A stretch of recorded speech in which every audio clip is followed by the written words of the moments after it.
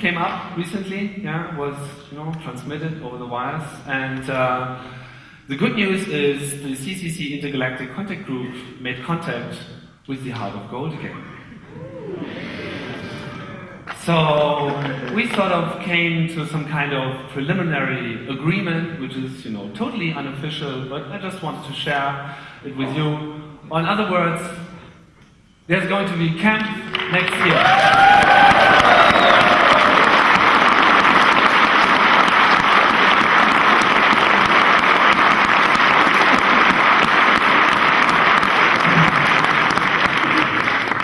Oh yes, we finally found somebody who's willing to do it. And it's going to be a very new and very secret location, which I won't tell you right now, but I can tell you that's still pretty close to Berlin. So it's not going to be very far from here, just expect it for 1.5 hour drive. And I can also share a date. It's not really official, but that's what we're targeting at. And you can see we're sort of thinking about probably extending it to 5 days. This all depends on your feedback as well. So we want your ideas for the upcoming camp. Share it with us, talk to the organization team. They're here. You just have to find them. It's a clandestine agency, but real hackers make it. Ask the info desk and you will find them. Okay. So, what's all this logo fuss about? You've read the news, and again, nobody's getting it. So, who's that lady? Who's that lady? Oh, yes. And what's she doing with that apple? So, if there's still somebody left who doesn't know Eris, the goddess of chaos, of discord and confusion, now is your time to get acquainted. And the apple, the golden apple of discord, is the logo of this year's Congress, because we want to emphasize that we're doing a struggle here. We're trying to get into things, and we have to argue a lot, and that's what the Chaos Communication Congress has always been about. But the real question is, can we trust her? Or can we trust it all? There's this ugly thing we're all afraid of, reality. It's everywhere. And what is reality today? It means privacy is mostly gone. Yeah, we can talk for it endlessly. We know it. It's fading away. And it also means we are losing control of our data. We're approaching a time now where we depend on machines, we depend on programs, we depend on software, we depend on databases. So, while, fighting the war and doing all that, we have sort of to adapt to reality, and we have to find our way. And I think it's all about trust. And that's why we put trust into the motto this year. What is trust? Thought about it? First of all, trust is something that really takes a very long time to establish. You have to work really hard to gain somebody's trust, or to be sure that you can trust somebody. And trust needs both openness on one hand and some kind of discretion as well. The hacker ethics and that stuff, CCC always has extended these hacker ethics to, use public data and protect private data, for instance. That's probably one way to gain trust, and that's a method that should be adopted by the public in general. But the best thing about trust is that trust is basically the absence of fear. If you can rely on trust, you don't have to work with fear. And we are seeing a lot of fear out there these days, scaring the shit out of people everywhere. And we have to make these people understand that working towards trust in the end creates security. That we can only create security in our society by creating trust. And we have to focus on trust. And we really need more of this stuff. So I'm very happy to announce that we have one John Perry Barlow of the EFF, of the Electric Frontier Foundation, mostly American-based organization until now, that's fighting its way, its war, to gain trust in the public and also to, fight the stupidity that's out there, creating all the fuss about. So I want you to give a big hand to John Perry Barlow, who's going to speak to us right now.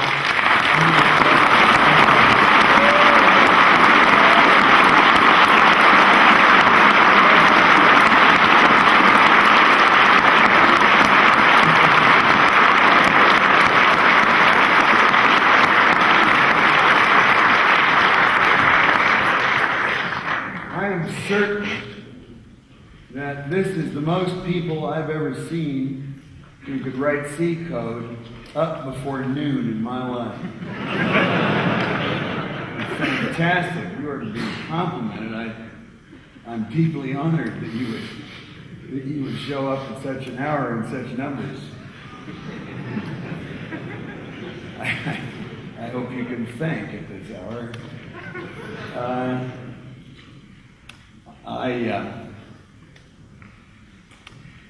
Trust.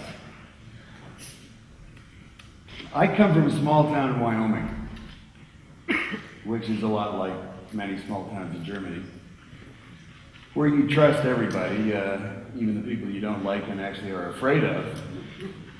In fact, I find that the people I'm afraid of are more trustworthy than the people I'm not afraid of, because you can count on them usually to go on being somebody to be afraid of.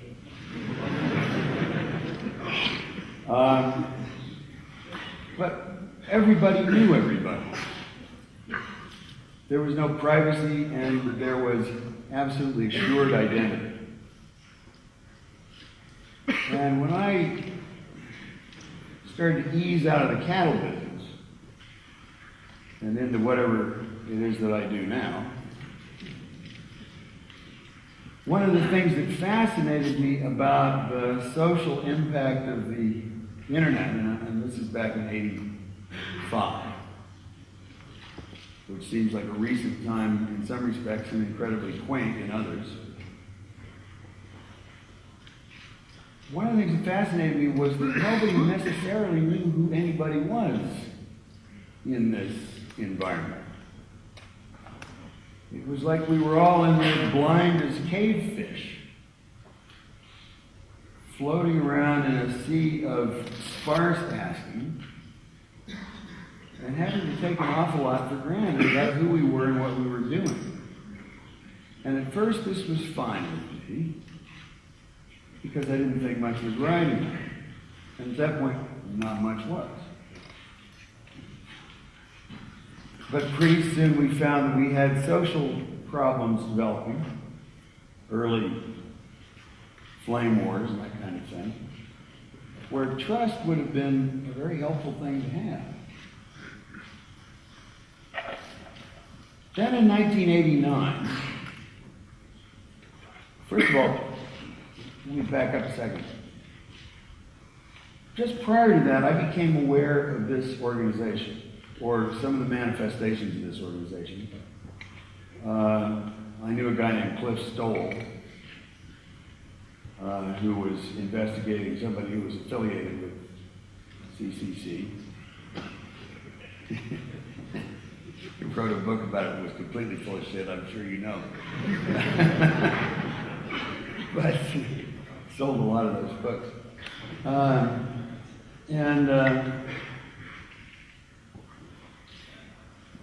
I talked to him about this, and I thought it was interesting that he had this character, a set of characters that he was dealing with, but he didn't know whether he could trust or not. You didn't know what they were trying to do. You had no sense of their motivations. They were invisible. And yet, they were all over his network. And I started to think about trust in the digital age, trust without bodies, in fact, trust without self, in the usual sense of the term. Now, it turns out that if you start thinking about self in any deep way, you will find that it is not a simple question to answer. What is the self?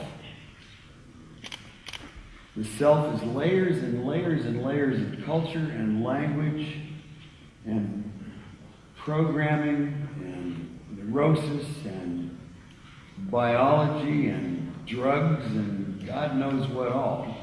It's a cloud of things, most of which are not things at all, but just forces and interrelationships that add up to being the self, and that self is almost always within a context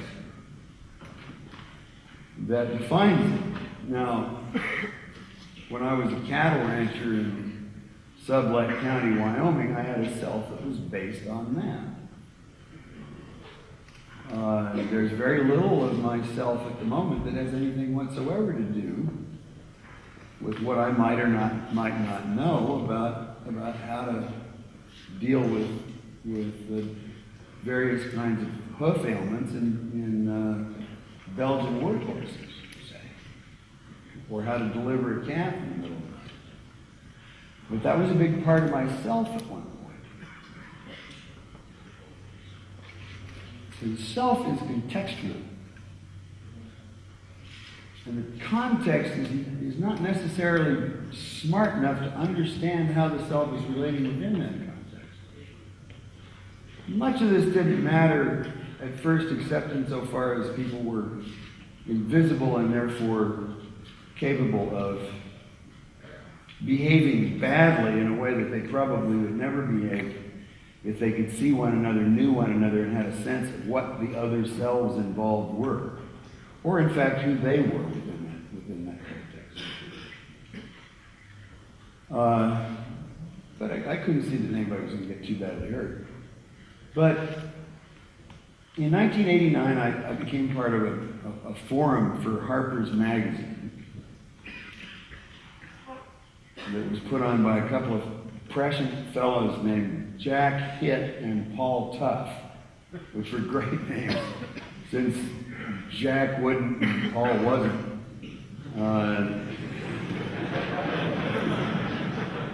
But they realized that there were probably a bunch of issues that were about to arise around computer networks, security, privacy, freedom of expression. I mean, I really have to hand it to these guys. And they gathered a bunch of people together on a system called The Well in California. And we were all people who knew each other in meat space, actually. We were meeting, for the purposes of this forum, we were meeting in cyberspace, which had not yet been named. But we were meeting in meat space, too, and we knew each other, and we'd had eye contact, and we breathed the same air, and we had a sense of prana with one another. But then, parachuting into this conference are a couple of kids named Acid Freak and Fiber Optic. Now, and they don't spell it the way I would have thought it was supposed to be spelled. They spell it the way you would have thought.